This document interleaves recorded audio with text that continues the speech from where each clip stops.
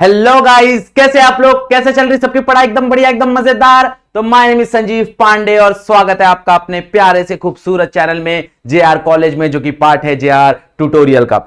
जैसा कि आपको पता है भाई, हम लोग ने motion in a plane start किया था। मोशन इन अ प्लेन में ऑलरेडी हम लोग ने इसके पहले जो हमारा प्रोजेक्टाइल मोशन है वो हमने खत्म कर दिया था। मोशन इन अ प्लेन में एक और एप्लीकेशन है और एक और एग्जांपल तुम लोग बोल सकते हो, that is a circular motion. Okay, circular motion is also a part of motion in a plane. Okay, तो आज हम लोग सर्कुलर मोशन की कहानी स्टार्ट करेंगे। याद रखना 11th में हमको बहुत कम सर्कुलर मोशन के बारे में डिस्कशन करना है। जो भी डिस्कशन है डिटेल में वो हम 12th में डिस्कस करेंगे सर्कुलर मोशन के ऊपर। यहां हम लोग बहुत कम डिस्कशन करेंगे। ओके, तो हो सकता है एक लेक्चर या फिर हो सकता है 2 लेक्चर में हम ये टॉपिक कंप्लीट कर देंगे। ओके, चलो सो बुक और पेन उठा लो, जहां बैठे हो वहां मोबाइल लेके बैठ जाओ। वन बोलते हैं ना, एक शॉट में पूरा वीडियो खत्म कर देना। ओके, चलो सो लेट्स स्टार्ट विद कहानी। तो सर्कुलर मोशन से स्टार्ट करते हैं हम लोग।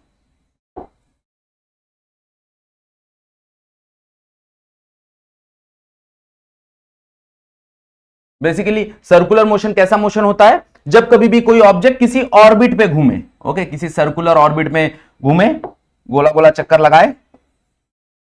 मान लो ये एक ऑब्जेक्ट है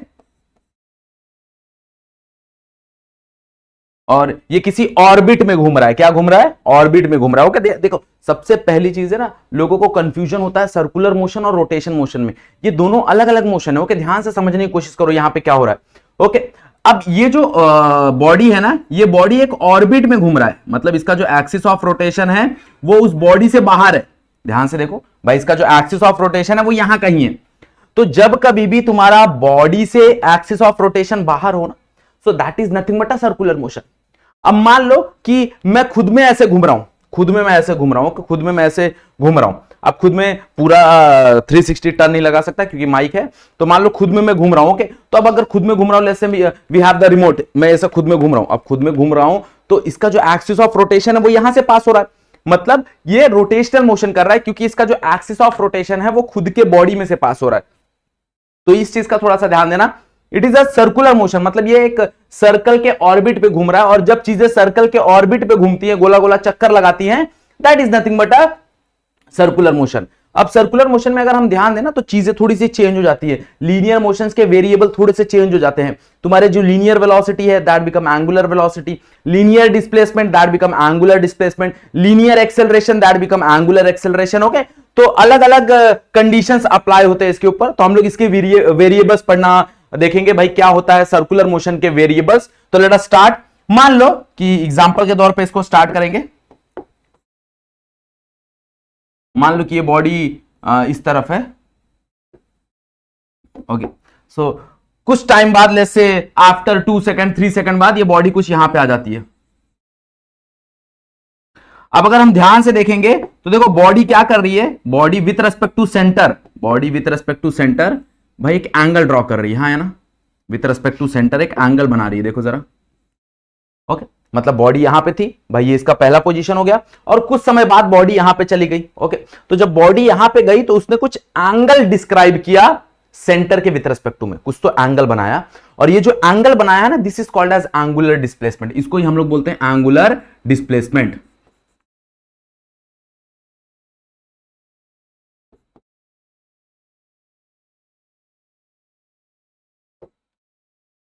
अब बॉडी जब एंगुलर डिस्प्लेसमेंट कर रही थी तो बॉडी कुछ स्ट्रेट लाइन भी चल रही थी। Okay, this is the straight line motion. Okay, अब हम बोलेंगे सर ये तो स्ट्रेट लाइन मोशन नहीं है, ये तो एक कर्व है।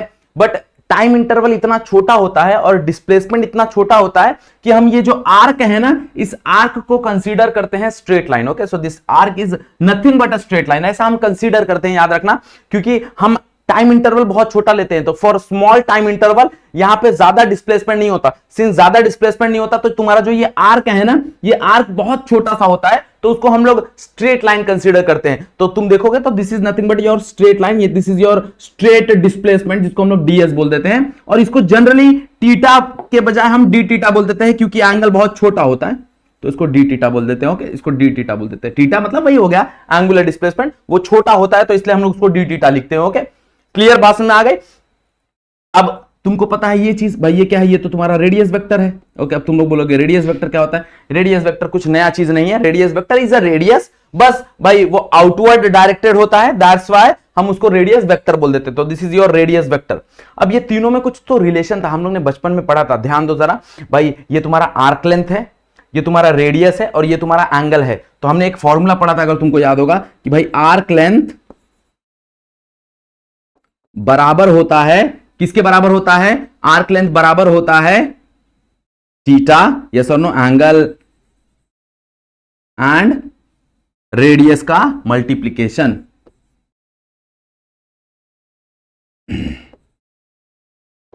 तो यहां पे अगर हम लोग देखने जाएं तो तुम्हारा आर्क लेंथ क्या है? That is ds is equals to D theta into R. अब ये सारे के सारे वेक्टर क्वांटिटी हैं, याद रखना, ओके? ये सारे के सारे वेक्टर क्वांटिटी हैं। अब ये रिलेशन है जो तुमको बहुत ज्यादा काम आने वाला है, ओके? याद रखना, ds is equals to D theta into, ये क्रॉस बोल सकते हो, क्रॉस आर, ओके? ये रिलेशन है linear displacement, angular displacement and तुम्हारा रेडियस वेक्टर के बीच में, ओके? क्लियर?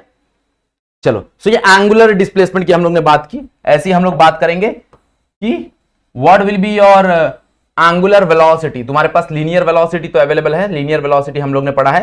एंगुलर वेलोसिटी क्या होता है? तो एंगुलर वेलोसिटी को हम लोग रिप्रेजेंट करते हैं ओमेगा से। एंगुलर वेलोसिटी को हम लोग किससे रिप्रेजेंट करते हैं? एंगुलर वेलोसिटी को हम लोग रिप्रेजेंट करते हैं ओमेगा से। किससे? ओमेगा से, ओके? तो एंगुलर वेलोसिटी कैसे निकालते हैं? एंगुलर वेलोसिटी को थोड़ा सा पॉज करते हैं। लीनियर वेलोसिटी हम लोग ने कैसे निकाला था वो चीज को थोड़ा सा समझते हैं। तो लीनियर वेलोसिटी का डेफिनेशन क्या है ये देखो जरा। लीनियर वेलोसिटी हम लोग कैसे डिफाइन करते हैं, अगर तुमको याद होगा तो linear velocity is nothing but rate of change of displacement with respect to time.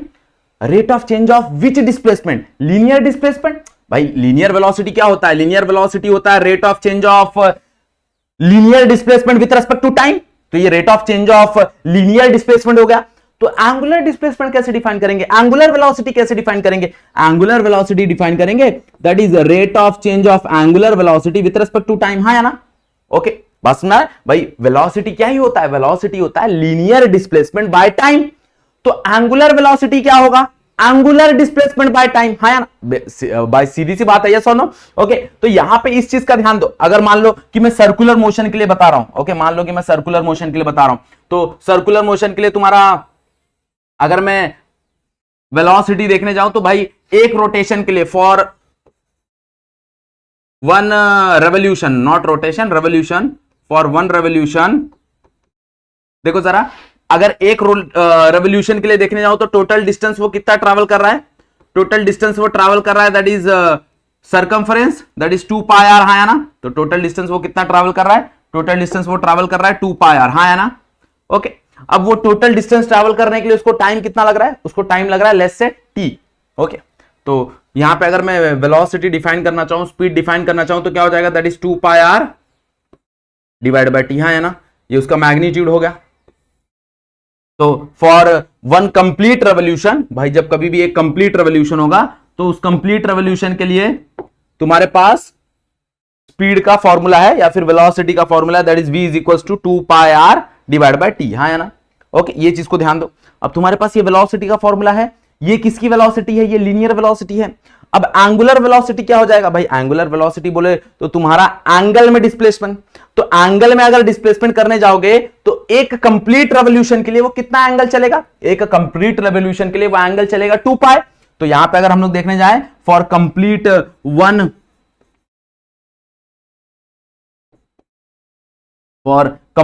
Revolution, for complete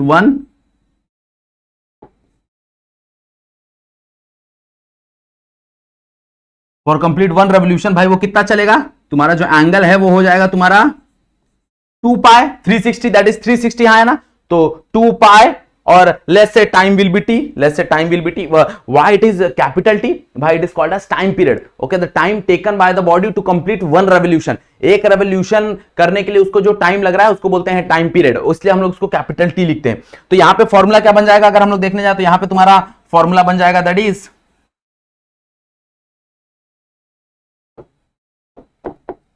omega is equals to 2 pi divide by t. हाँ है ना? तो यहां पे तुम्हारे पास ओमेगा का फॉर्मूला आ गया, omega is equals to 2 pi divide by t. अब देखो जरा भाई, ये जो 2 पाई टी है, ये 2 पाई बाय टी, ये आर को नीचे ले लूं तो v बाय आर पुट कर सकता हूं। देखो ना, ये 2 पाई है टू पाई बाय टी है यहां पे, टू पाई बाय टी, ये जो दिख रहा है यहां पे, ये टू पाई टी के जगह यहां पे देखो ना ओमेगा पुट कर सकता हूं, यहाँ ओमेगा, तो ओमेगा पुट कर दो यहां पे। तो जब तुम ओमेगा पुट कर दोगे तो क्या मिलेगा तुमको, that is v is equals to r omega, या फिर तुम बोल सकते हो और omega is equals to v by r, जो चाहो बोल सकते हो। ये सुनो, this is the relation between angular velocity and linear velocity. बहुत बेहतरीन, यहां पे देखो, this is the relation between angular displacement and linear displacement. उसी तरह this is the relation between angular velocity and linear velocity. अब तुम ये चीज यहां से भी निकाल सकते हो भाई, ये जो चीज हम लोग ने यहां पे निकाला है वो चीज तुम यहां पे भी निकाल सकते हो। कैसे निकाल सकते हो, देखो जरा इसी चीज को टाइम से डिवाइड कर दो भाई, टाइम से इसको डिफरेंशिएट कर दो। जब तुम टाइम से डिफरेंशिएट कर दोगे तो क्या ही मिलेगा भाई, ds by dt।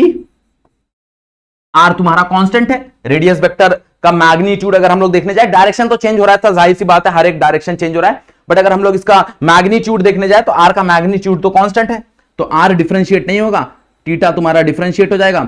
What is ds by dt, it is nothing but a velocity r। What is d theta by dt, it is nothing but a angular velocity. तो तुमको यहां से भी मिलेगा, यही रिलेशन तुम यहां से भी निकाल सकते हो, यही रिलेशन तुम यहां से भी निकाल सकते हो। ओके, और बहुत इंपॉर्टेंट रिलेशन है, याद रखना, v is equals to r omega, दिमाग में बैठा लो। ओके, सर्कुलर मोशन में इससे ज्यादा इंपॉर्टेंट रिलेशन मेरे ख्याल से नहीं है। ओके, बहुत काम वाली चीज है, क्योंकि ये तुम्हारा एंगुलर और लीनियर को जोड़ देता है। ओके, इसलिए बहुत इंपॉर्टेंट है ये चीज।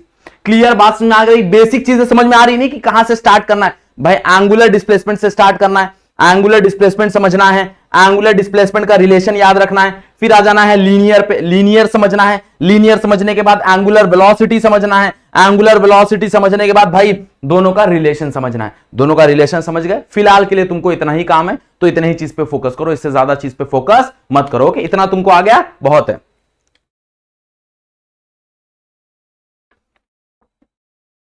चलो कहानी समझ में आए, आगे बढ़े। अब जरा बात कर लेते हैं थोड़ा डिटेल में, मतलब डिटेल में बोले तो भाई सर्कुलर मोशन का कारण क्या है। देखो, अगर तुमको सर्कुलर मोशन अगर मेंटेन करना है ना, तो सर्कुलर मोशन मेंटेन करने के लिए ना अंदर की तरफ हमेशा एक फोर्स देना जरूरी है। ओके, कंपलसरी है, मतलब भाई अंदर की तरफ तुमको उसका एक्सेलरेशन देना जरूरी है। ओके, ध्यान से देखो ना, मान लो कि मेरा एक बॉडी है, वो ऐसे जा रहा था, ओके, वो ऐसे ट्रैवल कर रहा था, मैंने उसको यहां पे धक्का दे दिया, तो वो टर्न हो जाएगा, कुछ तो ऐसा हो जाएगा। अब मान लो मैंने उसको यहां पे भी धक्का दे दिया, तो वो टर्न हो जाएगा, कुछ तो ऐसा हो जाएगा। मान लो मैंने उसको यहां पे भी धक्का दे दिया, तो वो टर्न हो जाएगा, कुछ तो ऐसा हो जाएगा। मान लो यहां पे भी मैंने उसको धक्का दे दिया, तो वो टर्न हो जाएगा, कुछ ऐसा हो जाएगा। मान लो यहां पे भी मैंने उसको धक्का दे दिया अंदर की तरफ, तो वो कुछ टर्न होकर ऐसा हो जाएगा। मान लो मैंने यहां पे धक्का दे दिया, तो यहां पे अगर हम ध्यान से देखें तो अगर मैं धक्का देने वाला जो फोर्स है वो लगा दो, जैसे मान लो कि ये मार्कर है, ये पेन है, ये ऐसे जा रहा था, मैंने धक्का दे दिया, टर्न हो गया, फिर यहां पे धक्का दे दिया, टर्न हो गया, यहां पे धक्का दे दिया, टर्न हो गया। मतलब अगर इसको मैं कंटिन्यूअस अंदर की तरफ धक्का देते रहूं, कंटिन्यूअस, अगर कंटिन्यूअस अंदर की तरफ धक्का देने लगूं तो भाई ये सर्कुलर मोशन परफॉर्म करना चालू कर देगा। यस और नो। और जैसे ही मैं इसको धक्का देना छोड़ दूं, देख लो कोई भी एक एंड से, मान लो यहां पे मैंने फोर्स नहीं लगाया, मान लो यहां पे मैंने फोर्स नहीं लगाया, ये बॉडी सीधा ही ट्रैवल करता रहेगा, ये बॉडी सीधा ही ट्रैवल करता रहेगा। इसका मतलब यह है कि सर्कुलर मोशन को, एक चीज याद रखो, सर्कुलर मोशन को अगर तुमको मेंटेन करना है या फिर कहीं पे भी सर्कुलर मोशन करना है ना, तो always you have to apply a centre force. तुमको एक सेंटर की तरफ फोर्स लगाना पड़ेगा, and that centre force is nothing but a centripetal force, जिसको तुम सेंट्रीपिटल फोर्स बोलते हो, हाँ या ना। तो यहां पे क्या होता है, एक सेंट्रीपिटल फोर्स लगता है, सेंट्रीपिटल फोर्स।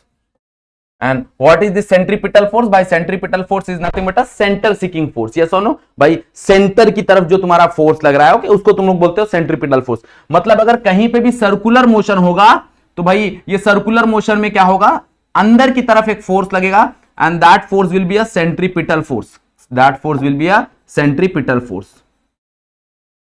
बात समझ में आ रहा है।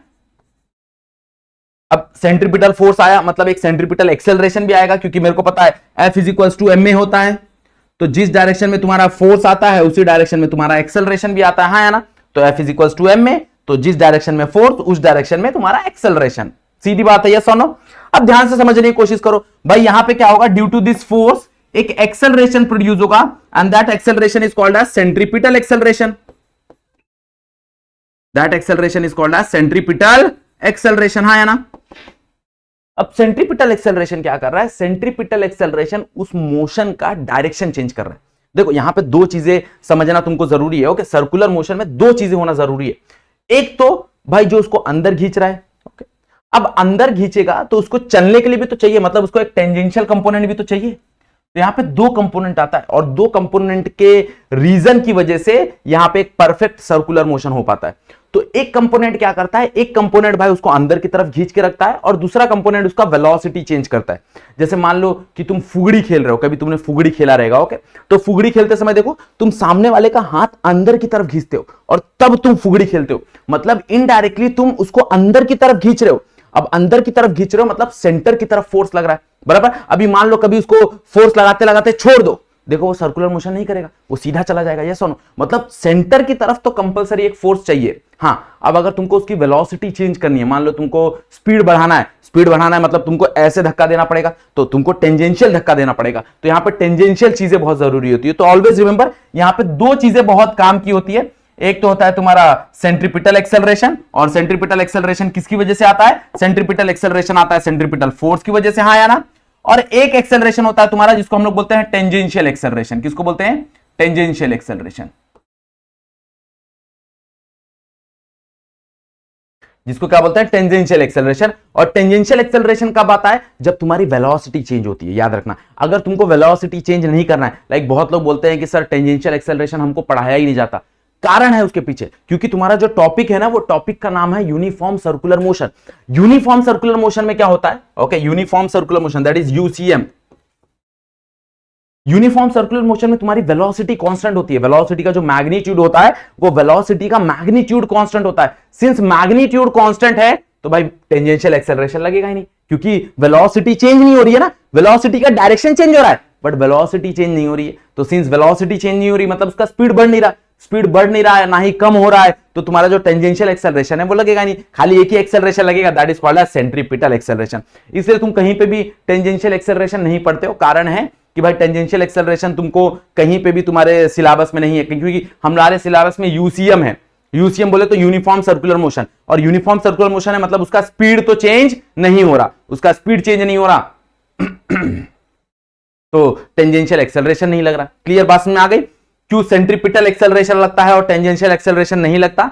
क्यों टेंजेंशियल एक्सेलरेशन एब्सेंट होता है? क्योंकि यूनिफॉर्म सर्कुलर मोशन हो रहा है। यूनिफॉर्म सर्कुलर मोशन में भाई तुम्हारा जो वेलोसिटी है दैट इज यूनिफॉर्म, वेलोसिटी का मैग्नीट्यूड यूनिफॉर्म होता है। सिंस मैग्नीट्यूड यूनिफॉर्म होता है तो भाई टेंजेंशियल एक्सेलरेशन आएगा नहीं। एक्सेलरेशन का डेफिनेशन क्या होता है? Rate of change of velocity. Velocity change हो ही नहीं रही है, तो वेलोसिटी चेंज नहीं हो रही है तो एक्सेलरेशन नहीं आएगा। हाँ, सेंट्रीपिटल एक्सेलरेशन हमेशा रहेगा। कारण क्या है भाई? डायरेक्शन हमेशा चेंज हो रहा है। ओके, सेंट्रीपिटल एक्सेलरेशन रहेगा ही रहेगा। Without centripetal acceleration there will be no possible circular motion. याद रखना, कोई भी सर्कुलर मोशन पॉसिबल नहीं हो सकता without centripetal acceleration, without centripetal force. Clear? बात समझ में आ गई एवरीवन? पक्का? कहानी समझ में आ रही है? सेंट्रीपिटल एक्सेलरेशन क्या होता है? सेंट्रीपिटल टेंजेंशियल एक्सेलरेशन क्या होता है? टेंजेंशियल एक्सेलरेशन जीरो क्यों होता है? ये समझ में आ रहा है कि भाई ये जीरो क्यों होता है? हर सिचुएशन में जीरो नहीं होता, ध्यान से समझो। लेट्स से फैन का एग्जांपल, तुमको फैन का एग्जांपल देता हूं। जब तुम फैन चालू करते हो, ओके, जब तुम फैन चालू कर रहे हो तो अब पूरा का पूरा जो फैन है वो रोटेट हो रहा है, ओके, बट फैन का जो एज होता है उसको ध्यान से अगर तुम देखोगे ना तो वो सर्कुलर मोशन परफॉर्म कर रहा है। सब लोग फैन के एज को देखो, पूरा का पूरा अगर फैन कंसीडर करोगे ना तो फैन रोटेट हो रहा है, पूरा का पूरा फैन क्या हो रहा है? रोटेट हो रहा है। बट अगर उसका एज कंसीडर करोगे ना तो एज क्या कर रहा है? एज कर रहा है सर्कुलर मोशन। अब ध्यान से देखो, तुमने फैन चालू किया, जब तुमने फैन चालू किया तो भाई उसका स्पीड धीरे धीरे धीरे धीरे बढ़ रहा है।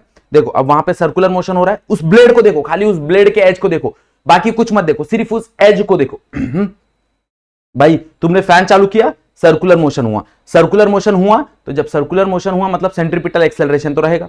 अब धीरे धीरे उसका स्पीड चेंज हो रहा है, स्पीड चेंज हो रहा है मतलब वहां पे टेंजेंशियल एक्सेलरेशन भी है, वहां पे टेंजेंशियल एक्सेलरेशन भी है। याद रखना, एक उसको अंदर की तरफ खींच रहा है और एक उसको भाई उसका स्पीड चेंज कर रहा है, एक उसका स्पीड चेंज कर रहा है। अब जैसे जैसे तुम्हारा फैन एक सर्टेन अमाउंट ऑफ स्पीड ले लेता है, ओके भाई, सर्टेन अमाउंट ऑफ स्पीड उसने एक अचीव कर लिया।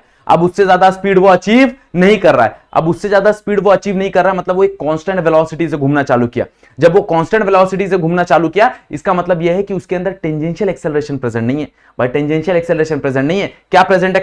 खाली सेंट्रीपिटल एक्सेलरेशन प्रेजेंट है, जिसको तुम लोग रेडियल एक्सेलरेशन से भी जानते हो। इसको एक और नाम है, इसको एक और नाम देते हैं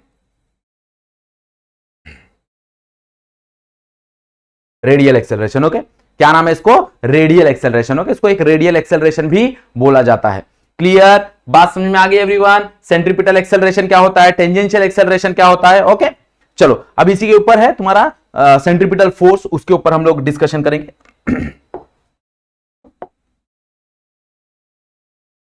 centripetal force and centrifugal force.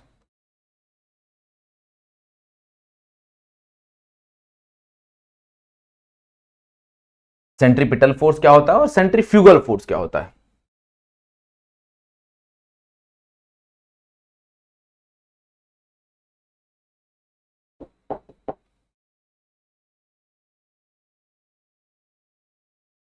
चलो दोनों को ध्यान से समझने की कोशिश करते हैं। What is centripetal? भाई सेंट्रीपिटल फोर्स होता है जो नेट फोर्स है जो टुवर्ड सेंटर लग रहा है, the net force acting toward centre. Okay, what is centripetal force? भाई जो नेट फोर्स है वो सेंटर की तरफ लग रहा है। ओके, मतलब मान लो कि यहां पे एक बॉडी है, अब इस बॉडी पे, ओके, इस बॉडी पे दो फोर्स लग रहे हैं। एक फोर्स लग रहा है तुम्हारा F1, एक फोर्स लग रहा है तुम्हारा F2, बराबर। तो what is centripetal force? Centripetal force is nothing but the net force acting towards centre. मतलब अगर कोई बाहर से ऑब्जर्व कर रहा है तो बाहर से वो जब ऑब्जर्व करेगा, जब कोई बंदा बाहर से खड़ा होकर देखेगा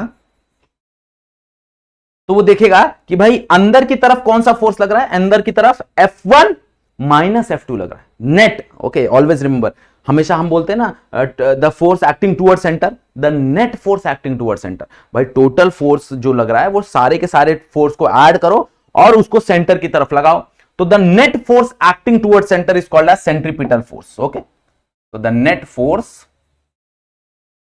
acting towards the net force acting towards center is called centripetal force, is called centripetal force, बराबर। ओके भाई, जो सेंटर की तरफ नेट फोर्स लग रहा है, तो सेंटर की तरफ अगर नेट फोर्स लग रहा है तो अगर हम लोग देखने जाएं तो सेंट्रीपिटल फोर्स क्या हो जाएगा? Centripetal force will be that is your F1 minus F2, बराबर। F1 minus F2, this is nothing but a centripetal force. Okay, अब सेंट्रीपिटल फोर्स क्या है? भाई सेंट्रीपिटल फोर्स तुम्हारा एक रियल फोर्स है, मतलब देखो ये एक खाली नामकरण वाला फोर्स है। ओके, मतलब ऐसा कोई फोर्स एग्जिस्ट नहीं करता, कोई अलग से ये फोर्स नहीं है, ये फोर्स का खाली नामकरण होता है। मतलब जैसे मान लो कि जैसे तुम एक पत्थर ले रहे हो, उसको रस्सी बांध रहे हो और गोला गोला घुमा रहे हो, वो भी सर्कुलर मोशन करेगा, वो पत्थर जो है वो सर्कुलर मोशन करेगा। अब वो सर्कुलर मोशन किसकी वजह से कर पा रहा है? भाई वो जो रस्सी है ना, उस रस्सी पे एक फोर्स लग रहा है, that is called as tension. Okay, जिसको हम लोग स्ट्रिंग का टेंशन बोलते हैं ना, टेंशन फोर्स। तो वो जो टेंशन है ना, वो तुमको सेंट्रीपिटल फोर्स प्रोवाइड कर रहा है। मतलब वहां पे कोई अलग से सेंट्रीपिटल फोर्स नहीं आया, कोई अलग से किसी फोर्स ने जन्म नहीं लिया, बस जो फोर्स लग रहा था ना, तुमने उसका नामकरण कर दिया। तुमने बोला कि भाई जो टेंशन है that is nothing but a centripetal force. Okay, जैसे एक और बेहतरीन एग्जांपल है भाई, there is a circular motion between earth and moon. Moon हमारे आज अगल बगल क्या करता है? मून हमारे अगल बगल भाई घूमता है। तो जब मून हमारे अगल बगल घूमता है तो वो किसी फोर्स की वजह से घूमता है, that is nothing but a gravitational force. Yes और नो? हमने पढ़ा है कि वो ग्रेविटेशनल फोर्स की वजह से घूमता है। अब अगर हम लोग देखने जाएं तो सर्कुलर मोशन हो रहा है, तो हम बोलेंगे कि भाई जो सेंट्रीपिटल फोर्स है that is provided by that gravitational force. Okay, मतलब हमने उस ग्रेविटेशनल फोर्स का नामकरण कर दिया, कोई अलग से फोर्स नहीं आया। ध्यान देना, कोई अलग से फोर्स नहीं होता सेंट्रीपिटल फोर्स, बस नामकरण हो जाता है। ओके, तो जो भी तुमको सेंटर की तरफ फोर्स मिल रहा है तुम लोग बोलोगे वो सेंट्रीपिटल फोर्स है, the net force. Okay, the net force.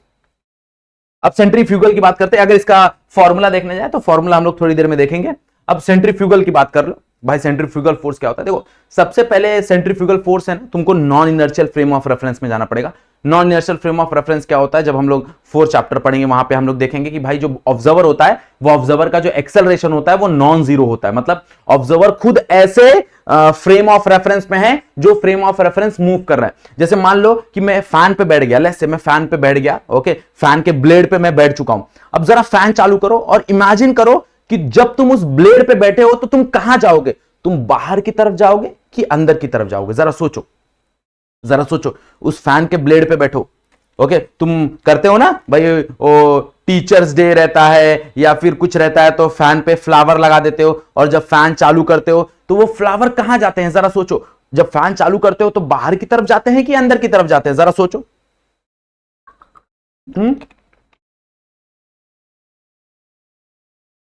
जरा सोचो। ऑब्वियसली बाहर की तरफ जा रहे हैं। इसका मतलब यह है कि जब तुम उस बॉडी पे बैठ जाओगे जो बॉडी ऑलरेडी मूव कर रही है, तो तुमको बाहर की तरफ एक फोर्स फील होगा, एंड दैट बाहर की तरफ जो तुमको फोर्स फील होता है ना, that is a centrifugal force. That is a centrifugal force. याद रखना, सेंट्रीफ्यूगल फोर्स तुम तभी डिफाइन कर सकते हो जब तुम एक non inertial frame of reference में हो। Non inertial frame of reference मतलब तुम उस बॉडी पे बैठे हो जो बॉडी गोला गोला घूम रहा है, ओके, जो बॉडी ऑलरेडी मोशन में है, जो बॉडी ऑलरेडी सर्कुलर मोशन में है, तुम उस बॉडी पे बैठे और तुम खुद एक्सपीरियंस करोगे कि भाई वो बॉडी मुझे बाहर की तरफ धक्का दे रही है। तो बाहर की तरफ धक्का दे रही है, इसका मतलब यह है कि भाई वहां पे सेंट्रीफ्यूगल फोर्स लग रहा है, ओके। इट इज एक सूडो फोर्स, मतलब सेंट्रीपिटल फोर्स को बैलेंस्ड करने के लिए एक सूडो फोर्स हम क्या करते हैं कि हमारे ऊपर एक सूडो फोर्स लग रहा है, okay. That is not imaginary force, याद रखना, वो इमेजिनरी फोर्स नहीं है, हम वो इमेजिन नहीं कर रहे, वो एक्चुअल हमारे ऊपर लगता है। तुमको चाहिए तो तुम कभी बस में बैठो, कभी कार में बैठो, कार जब राइट टर्न लेती है तो तुमको देखो बाहर की तरफ एक फोर्स फील होता है, ओके, बस जब लेफ्ट टर्न लेती है तो तुमको देखो बाहर की तरफ फोर्स फील होता है। तो भाई बाहर की तरफ जो फोर्स फील हो रहा है ना, that is a pseudo force. Pseudo force मतलब भाई जिसका सोर्स प्रेजेंट नहीं है, ओके, वो फोर्स है बट उसका कोई कारण प्रेजेंट नहीं है, ओके, तो इसलिए उसको सूडो फोर्स बोला जाता है। It is not a imaginary force, वो एक्चुअल में लगता है, ओके, वो एक्चुअल में लगता है, ओके। तो वो क्यों लगता है भाई? क्योंकि हम क्या करते हैं, हम सेंट्रीपिटल फोर्स को बैलेंस करते हैं, दैट्स व्हाई हमको क्या मिलता है, हमको सेंट्रीफ्यूगल फोर्स मिलता है, ओके। सेंट्रीफ्यूगल फोर्स पे तुम्हारा जो वॉशिंग मशीन है वो भी एग्जांपल है सेंट्रीफ्यूगल। देखो जब वॉशिंग मशीन घूमता है तो सारे के सारे कपड़े कहां चले जाते हैं? सारे के सारे कपड़े बाहर की तरफ चले जाते हैं, क्योंकि उन कपड़ों पे क्या लग रहा है? उन कपड़ों पे सेंट्रीफ्यूगल फोर्स लग रहा है, ओके। तो वो कपड़े कहां चले जा रहे हैं? बाहर की तरफ चले रहे हैं, आउटवर्ड डायरेक्शन में जा रहे हैं। तो the net force acting away from the centre, centre से अवे जो फोर्स एक्ट हो रहा है, that is called as centrifugal force, okay. Clear? बात समझ में आ गई एवरीवन? ये एक सूडो फोर्स है, ये एक रियल फोर्स है, ये सूडो है, याद रखना, it is a pseudo force. ये non inertial frame of reference में काम करता है, ये इनर्शियल फ्रेम ऑफ रेफरेंस में काम करता है, ओके। क्लियर? बात समझ में आ गई? समझ में आ गया भाई सेंट्रीपिटल फोर्स क्या होता है, सेंट्रीफ्यूगल फोर्स क्या होता है, ओके, पक्का? ओके, जो भी इसके फॉर्मूलाज है, देखो जो भी इसके फॉर्मूलाज है, जो भी सेंट्रीपिटल एक्सेलरेशन का जो भी डेरिवेशन है, वो हम लोग नेक्स्ट लेक्चर में रखेंगे, क्योंकि भाई यहां पे हम लोग ने थियरी समझ लिया है। हाँ, ऑलवेज रिमेंबर कि सेंट्रीपिटल और सेंट्रीफ्यूगल पे एक क्वेश्चन आता है डिफरेंस, तो डिफरेंस बिटवीन तुमको आना ही चाहिए, ओके। तो तुम्हारा टास्क है भाई डिफरेंस बिटवीन लिखो, कहीं से भी पॉइंट ढूंढो, टेक्स्ट बुक रीड करो, लिखो और मेरे को इंस्टाग्राम पे डीएम सेंड करो, मतलब तुम अपना डिफरेंस बिटवीन सेंट्रीपिटल और सेंट्रीफ्यूगल का सेंड करो, मैं चेक कर लूंगा, कोई प्रॉब्लम नहीं है, ओके। क्लियर? बात में आ गया एवरीवन? पक्का? चलो, सो अगर वीडियो यहां तक देख लिया, वीडियो पसंद आया तो भाई क्या करना है, वीडियो को लाइक करना है, ओके। चैनल पे फर्स्ट टाइम आया तो चैनल को सब्सक्राइब कर दो, वीडियो शेयर कर दो, दोस्तों को बता दो कि हाँ ऑलरेडी यहां पे 3rd चैप्टर कंप्लीट होने आया है 11th का, ओके। बाकी 11th 12th साइंस कॉमर्स सारा चीज यहां पे चल रहा है, ओके। चलो, सो आज का वीडियो यहीं पे एंड करते हैं, आज के लिए बस इतना ही, that's it for today, thank you so much.